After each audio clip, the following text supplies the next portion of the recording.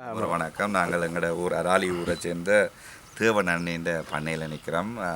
So நீங்கள் எல்லோரும் இந்த ஆட்டு பண்ணை விரும்பி பார்த்தபடியால் அன்னையும் எங்களோட வீடியோவை பார்த்துட்டு எங்களோட தொடர்பு கொண்டு தானும் பண்ணை வச்சுருக்கேன்னு சொன்னார். நான் முதல் கேள்விப்பட்டு நான் வேறு ஆக்களும் சொந்தக்காரர் எங்களோட மச்சானெல்லாம் சொன்னார் இப்படி எங்களோட ஊராக்கள் பண்ணை வச்சுருக்கணும்னு சொல்லி. அப்போ இதோட கனெக்ட் பண்ண முடியாத தேவன் இன்றைக்கு ஒருக்கா வந்து பார்ப்போம்ட்டு வந்து நிற்கிறோம். வணக்கம் தேவன், எப்படி இருக்கிறீங்க? எப்படி இருக்கிறீங்க? எப்படி உங்களோட வாழ்க்கை போகுது கனடாவில்? இந்த பண்ணை வாழ்க்கை எப்படி போகுது உங்களுக்கு? எப்படி பிடிச்சிருக்கு? இது எனக்கு பிடிச்ச வாழ்க்கை. நான் மாக்கத்தில் இருந்தேன்னா இங்கே வந்து இருக்கிறேன். நான் கிட்டத்தட்ட 25 வருஷமாக இந்த ஏரியாவில் இருக்கிறேன். மாக்கத்தில் வந்து எவ்வளோ காலம் பண்ணி இருந்தேன் நீங்கள்? மாக்கத்தில் நான் இப்போ கோவைட்டுக்கு முதல் அங்கே தான் இருந்து வேலை செய்து கொண்டு இருந்தேன். நான் பிறகு கோவைட்டுக்கு பிறகு இங்கே மூவ் பண்ணி இங்கே இருக்கிறேன். வந்து போகிறேன் நான் சனி ஞாயிறில்.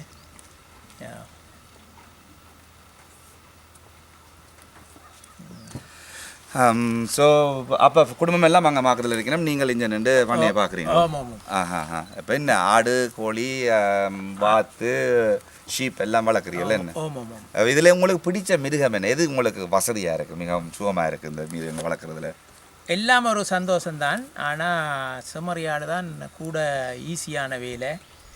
ஆடுகள் இதில் விட ஆடு கொஞ்சம் பராமரிப்பு கூட ஆட்டு. செம்மறி ஆடு அவ்வளோ பராமரிப்பு தேவையில்லை, ஈஸியாக வளர்க்கலாம். அதை திறந்து விட்டால் போய் மேய்வினம். சாப்பாடுகள் என்ன மாதிரி இப்போ புல்லை தவிர விண்டருக்கும் வெளியிலேயே நிற்கும். நீங்கள் சும்மா ஒரு ஹோட்டலில் ஒன்று இருந்தால் சரி, அது உள்ளுக்கு போய் படுக்கிறதுக்கு மற்ற வழியில் வெளியே அனுப்பினோம். ஓகே. விண்டருக்கு சாப்பாடு என்ன போடுறேன் நீங்கள் ஆடுகளுக்கு? சாப்பாடு வைக்கல் தனியாக தான் போடுறேன். கோன் போடுவேன். ஓகே. ஓகே. மற்ற வழியில் பெருசாக ஒன்றும் சாப்பாடு இதுன்ற இல்லை. அதில் தண்டை பாட்டுக்கு நிற்கும் ஒரு கரைச்சி தண்டை வாட்டில் மேய்ஞ்சிட்டு வரும். தண்டை வாட்டிலேயே உள்ளுக்கு வந்து படக்கும் குளிரண்டா. மெட்டீரியல் வாத்துகள் அதில் எப்படி? கோழிகளும் பிரச்சனை இல்லை. கோழியும் நான் ஒன்றும் அடைச்சி வளர்க்குற இல்லை, எல்லாம் வெளியில் தான் நிற்கிறது. அங்கேயும் இங்கேயும் திருவினம். விண்டருக்கும் அப்படித்தான். சாப்பாடு வேற ஒரு நாளும் அள்ளி விண்டருக்கு போடுவேன். சம்மரில் சாப்பாடு போடுற குறைவு. அதெல்லாம் புல்லுகள் பூச்சிகள் பிடிச்சி சாப்பிடும். இது டன்லாக் என்ற சிட்டி என்ன கிட்டத்தட்ட டன்லாக் என்ற சிட்டி கிட்டத்தட்ட ஒரு 1.5 மணி நேரம் மாக்கத்துலேருந்து 2 மணி நேரம். 401 இருந்து ஒரு 1.5 மணி நேரம். 1.5 மணி நேரம் 401 இது எங்க மில்டன்ல போதும், ஹைவே 6ல போவோம். ஹைவே 6ல மில்டன் கிட்டத்தட்ட 1.5 மணி நேரம் 401 இருக்குது. நல்ல இயற்கையான பண்ணை. 150 ஏக்கர் இருக்குன்னு சொன்னீங்களே என்ன? இது என்ன புல்லு வந்து புத்தகை கொடுத்துருக்கீங்க? பாமஸு கொடுத்துருக்குறோம் நாங்கள் பின்பக்கம். முன்னுக்கு எனக்கு ஆட்டுகளுக்கு வெட்டுறது. ஓகே, சிறப்பு. உங்களோட வாழ்க்கையை பார்க்க எங்களுக்கு சந்தோஷமா இருக்கும். உங்களை மாதிரி ஆக்களோட இன்ஸ்பிரேஷனால தான் நாங்களும் ஒரு பண்ணைக்குள்ள வந்து நாங்கள் புலா விட்டுட்டோம். வந்து வேலையண்டு இருந்துட்டோம். பாமை வேண்டி விட்டுட்டு வேலையில் இருந்துட்டோம். பாம் துவங்குறோர் இளம் ஏஜ் வயதில் துவங்கினா தான் நீங்கள் கணக்கை லேர்ன் பண்ணலாம், இதண்டலாம்.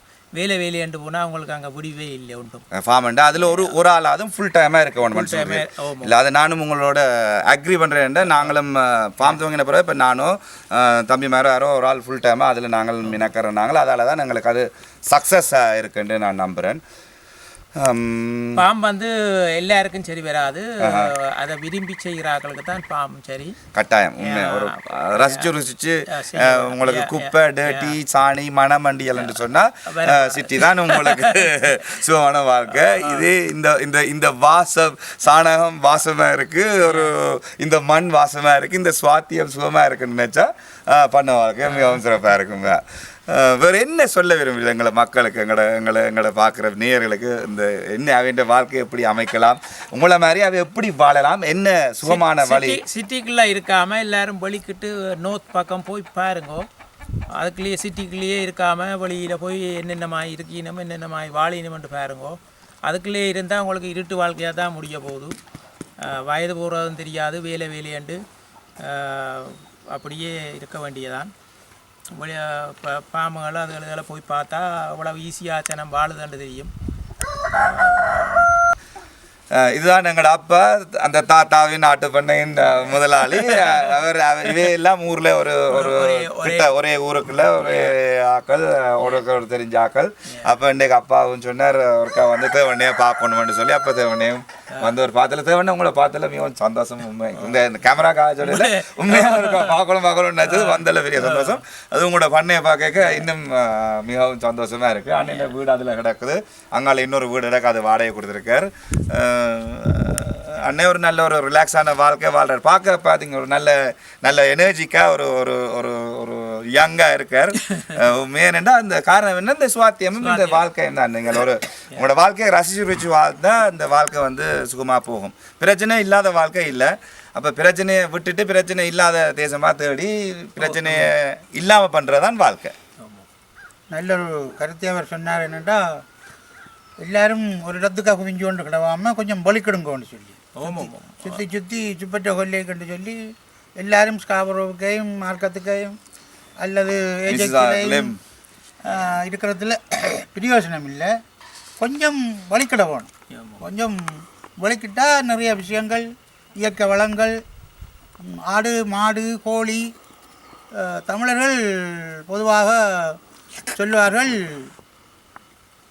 மனிதநேயவாதிகள் மட்டுமல்ல உயிர்மை நேயவாதிகள் என்று சொல்லி. தமிழர்கள் வந்து மனுஷர் ஆதரிக்கிறது மட்டும் போதாது, அவர்கள் ஆடு மாடு கோழி பூச்சி வகை, இந்த மகரந்த சேர்க்கை உண்டாக்குற பூச்சி வகை, நாக்குழிப்புழு, இவையெல்லாம் வாழ வேணும் என்று நினைக்கின்ற மக்கள்.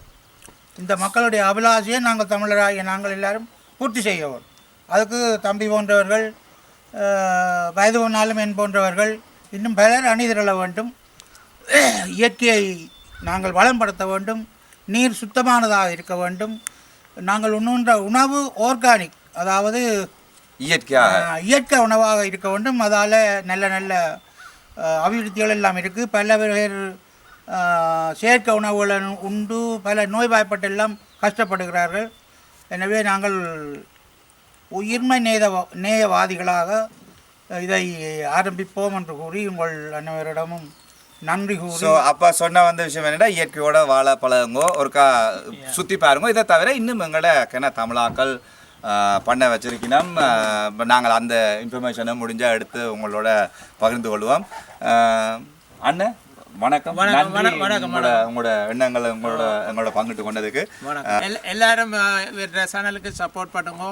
நல்ல வடிவாக செய்கிறாருன்னு நினைக்கிறேன். நீங்கள் சப்போர்ட் பண்ணால் தான் அவர் மேலும் மேலும் இன்னும் வடிவாக செய்வார். அப்போ எல்லாரும் தண்டுங்கோ. நன்றி. வணக்கம். தேங்க்யூ. சப்ஸ்கிரைப் பண்ணுங்க, ஷேர் பண்ணுங்க, லைக் பண்ணுங்க, பெல் பட்டனை அமர்த்துங்க. நன்றி. வணக்கம்.